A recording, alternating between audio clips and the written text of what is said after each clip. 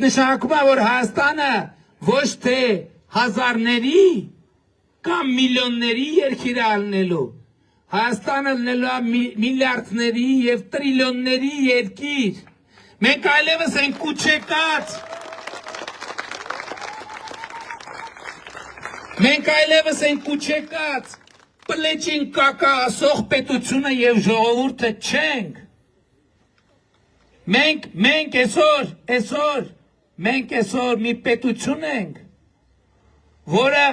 ի վիճակի է ինքը կառուցել իր բարեկեցությունը,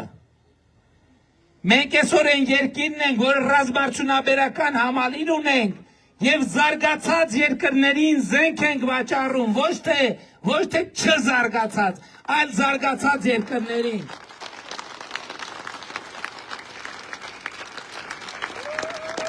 Մենք այն երկիրը չենք,